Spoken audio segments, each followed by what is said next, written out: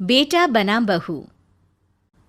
राधा, जैसा नाम वैसा व्यवहार, मन से सीधी और बातों से भोली। सौतेली माँ ने बहुत बुरा व्यवहार किया, लेकिन पति। माँ, क्यों तुम राधा को हमेशा बोलती रहती हो? मैं साफ साफ कह देता हूँ, अगर इस घर में किसी ने राधा को कुछ भी कहा तो मैं घर छोड़ दूंगा। अरे वाह बेटा वाह, यही दिन दिखाने के लिए तुझे इतना बड़ा किया। सोचा बहू आएगी तो आराम करूंगी, लेकिन बेटा है कि जोरू का गुलाम। अब क्या कहें। माँ, जो सोचना है सोचो, मुझे फर्क नहीं पड़ता। मैंने कोई लव मैरिज नहीं की है। आपने जिससे बोला मैंने शादी की, लेकिन अब मैं राधा को किसी भी परेशानी में नहीं देख सकता। हाँ हाँ, और मुझे देख सकते हो क्यों? अरे माँ, देखना तो मैं तुझे भी नहीं चाहता, लेकिन खुद सोच, राधा के आने से पहले तुम पूरा खाना बनाती थी, लेकिन अब जब से राधा आई है एक गिलास पानी भी खुद से नहीं लेती। अरे भाई, राधा भी तो मेरी ही उम्र की है। मैं आपके लिए बच्चा तो वो आपके लिए समझदार बहू। कैसे?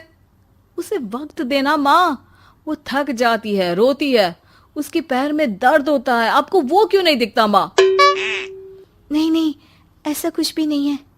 अरे वाह जी वाह, सारी तीली लगा दी। अब बोल रही है कि ना जी ना, कोई बात ना है। तीली? क्या बोल रही हैं आप सासू माँ?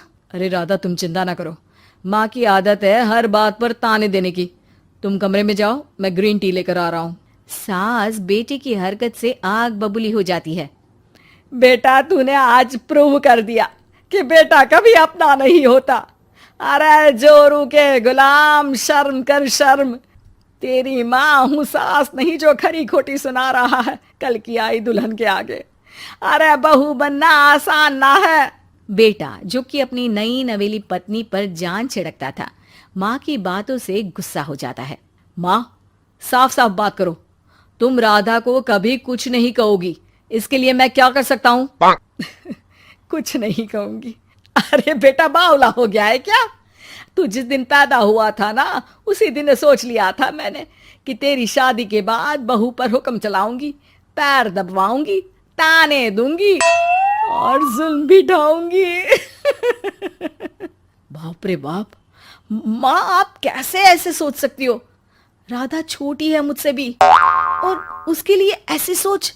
अरे बेटा, एक बेटी का बाप और माँ उससे बचपन से ही सहनशीलता सिखाते हैं, जिससे कि वो कुछ भी सुनने के लिए तैयार रहे।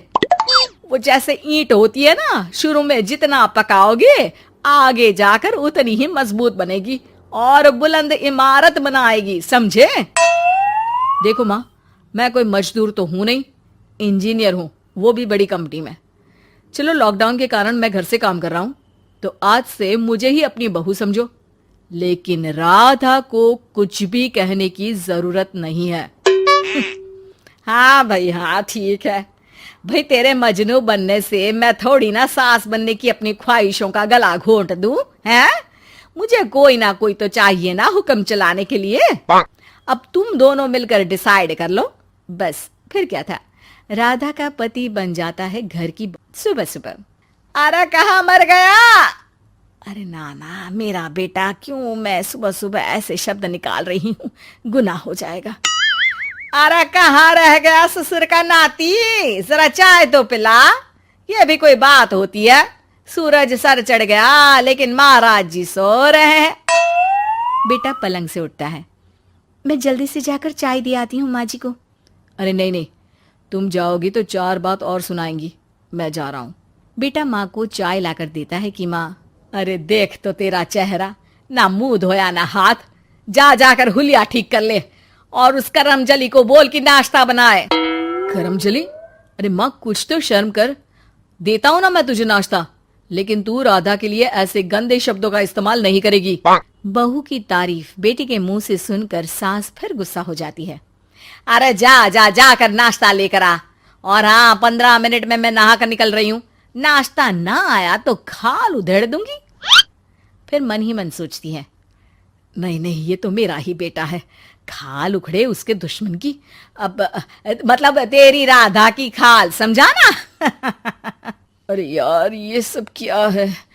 नेचर की कॉल भी आ रही है और 15 मिनट में नाश्ता। भगवान, कैसी मुश्किल जिंदगी बनाई है आपने औरतों की। बेचारी कैसे जिएंगी।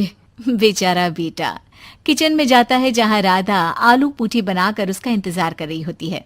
आप मेरे लिए इतना कर रहे हैं तो क्या मैं आपके लिए इतना भी नहीं कर सकती? ये लीजिए, नाश्ता बना दिया है, दे आइए माँ जी को। अरे थैंक्स राधा, माँ नहाने गई है, मैं बस अभी आया। ये नाश्ता यहीं रख दो, मैं आकर दे दूंगा माँ को। थोड़ी देर में माँ की आवाज आती है। अरे कहाँ रह गए? 15 मिनट हो गई, नाश्ता कहाँ है? बेटा हाथ में वही आलू पूठी वाली थाली लेकर खड़ा हो जाता है माँ के सामने। ये रहा नाश्ता, लो खाओ।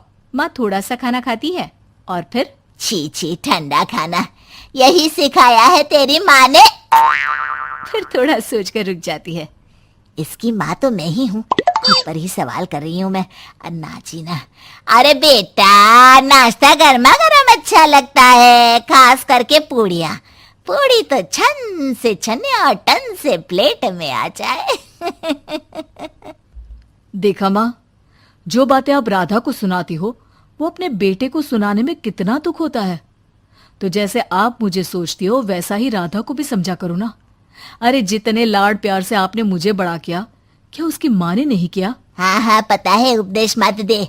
लड़की का काम ही क्या होता है? खाना बनाना। और खाना बनाने में कौन सा बड़ा काम है? फिर सारा दिन घर में पलंग ही तो तोड़ना है। अब तू बता, तू अपने से तुलना कैसे कर सकता है उसकी? कर सकता हूँ माँ। मैं अगर बहू की बेटे से तुलना करने में आ गया ना, तो तुझे समझ में आएगा कि बहू की जिम्मेदारी भी कम नहीं होती। मेरा दोस्त है ना राम, जानती हो ना? हाँ हाँ, क्यों नहीं जानूंगी। उसकी बीवी और माँ में नहीं बनती। बीवी ये मोटे मोटे ताने सास को देती है और सास उसे। हाँ हाँ तो फिर क्या, घर ठीक से चल नहीं पा रहा था। सास कहती बहू काम सारा करे, बहू का कहना था कि सास मदद करे। ऐसे में बेचारा न लंच लाता और ना ठीक से खा कर आता। नतीजा, बीमार रहने लगा। ऑफिस की नौकरी गई, खर्चा खाना सब बंद। कर लो अब सास बहू की लड़ाई। बेटा बीमार घर पर बैठा, पैसे की आमदनी नहीं। बहू भी कभी मायके कभी ससुराल। अब तो सुना है सास बहू की ही कमाई खा रही है, वो भी तानों के साथ। घर का भी सारा काम वही करती है। अरे बस कर बेटा, मुझे समझ में आ गया। तू तो बेटा ही रहे। बहू को अब बहू नहीं, मैं बेटी बना कर रखूंगी।